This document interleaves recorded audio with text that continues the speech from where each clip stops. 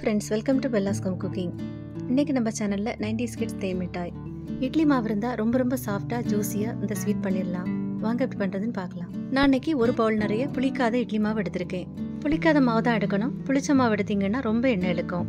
இட்லிக்கு மாவு அரைக்கும் போது தேவைக்கு ஃப்ரிட்ஜில் எடுத்து வச்சுக்கோங்க. ஒரு பவுலுக்கு மாற்றி எடுத்துக்கலாம். அப்படியே இருக்கட்டும், பாகு ரெடி பண்ணி எடுத்துக்கலாம். எந்த அளவுக்கு மாவு எடுத்தோமோ அதே அளவு சர்க்கரை, ஒரு பவுல் அளவு சர்க்கரை. 3/4 கப்லேருந்து 1 கப் வரைக்கும் தண்ணி எடுத்துக்கலாம். 3/4 கப் அளவு தண்ணி ரொம்ப சரியாக இருக்கும். பாகு கம்பி பதம் வர வேண்டிய தேவையில்லை, அதுக்கு முன்னாடியே ஆஃப் பண்ணிடணும். பிசு பிசுன்னு ஒரு தேன் பதம் வந்தால் போதும். அதிகமான தீயில 8லேருந்து 10 நிமிஷம் வரைக்கும் கொதிச்சா போதும். 1 கப் தண்ணி எடுத்தால் கூட 2 நிமிஷம் கொதிக்க வைக்கணும். கடைகளில் கிடைக்கக்கூடிய அதே கலர் கிடைக்கிறதுக்காக ஆரஞ்சு ஃபுட் கலர் சேர்த்துருக்கேன். கேசரி பவுடர் கூட சேர்த்துக்கலாம். 1/4 டீஸ்பூனோட குறைவாக பேக்கிங் சோடா உப்பு. பேக்கிங் சோடா ரொம்ப அதிகமாக சேர்த்துடக்கூடாது. அதிகமாக சேர்த்திங்கன்னா ரொம்ப எண்ணெய் குடிக்கும். நம்ம எடுத்துருக்கக்கூடிய இட்லி மாவு ரொம்ப கெட்டியான மாவாக இருக்கணும். கையில் எடுத்து போடுற பதத்தில் இருக்கணும்.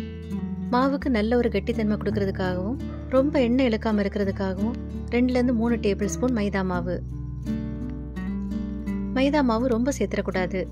எனக்கு 1.5 டேபிள் ஸ்பூன் அளவு மைதா மாவு தேவைப்பட்டிருக்கு. மைதா மாவு அதிகமாக சேர்த்துட்டிங்கன்னா ஜூஸியாக இருக்காது. கூடுதலாக 2லேருந்து 3 டேபிள் ஸ்பூன் வரைக்கும் மட்டும் பயன்படுத்திக்கோங்க. இந்த மாதிரி கையில் எடுத்து போடுற பதத்தில் இருக்கணும். எண்ணெய் சூடானதுக்கு அப்புறமா மிதமான தீயில வச்சு பொரிச்சு எடுத்துக்கோங்க. ரொம்ப குறைவாக வச்சுருந்தீங்கன்னா எண்ணெய் இழுக்கும். தீ ரொம்ப அதிகமாக வச்சுருந்தீங்கன்னா சட்டுன்னு மேல் பக்கத்தில் வெந்துடும், உள்பகுதியில் வேகாமலே இருக்கும். இட்லி மாவாக இருக்கிறதால சோடா உப்பு சேர்க்கும் போது மட்டும் பார்த்து சேர்த்துக்கோங்க. சில சோடா உப்பு 2லேருந்து 3 பிஞ்சு சேர்த்தாலே போதுமானதாக இருக்கும்.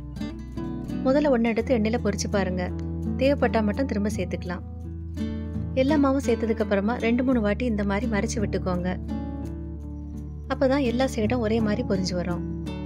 பொரிஞ்சு வரதுக்கு ரொம்ப நேரம் ஆகாது, சீக்கிரமாகவே பொரிஞ்சிடும். நல்லா பொரிஞ்சிருக்கு, எடுத்துடலாம். அப்படியே சேர்த்துட்டிங்கன்னா ரொம்ப எண்ணெய் ஆகிரும். வேறு பாத்திரத்துக்கு மாற்றிட்டு அதுக்கப்புறமா பாகில் சேர்த்துக்கோங்க. பாகில் சேர்க்கும்போது பாக லேசாக சூடு பண்ணிட்டு சேர்த்துக்கோங்க. பாகில் ஊறி வரும்போது பார்க்குறதுக்கு இன்னும் ரொம்ப கலர்ஃபுல்லாக இருக்கும். நல்ல ஒரு வாட்டி கலந்து விட்டுக்கோங்க. ஊறட்டும். ஊறி வரதுக்கு ரொம்ப நேரம் ஆகாது. அரை மணி நேரத்துக்குள்ளாலேயே நல்லா ஊறி வந்துடும். அப்படி இருக்கட்டும். 25 நிமிஷம் போல் ஆயிருக்கு. நல்லா ஊறி வந்திருக்கு. பாகெல்லாம் வடிய விட்டுட்டு வேற ஒரு பாத்திரத்துக்கு மாற்றி எடுத்துக்கோங்க. நம்மளோட தேன் மிட்டாய் ரொம்ப ஜூஸியாக, ரொம்ப சாஃப்டாக, ரொம்ப டேஸ்டாக இருக்குது.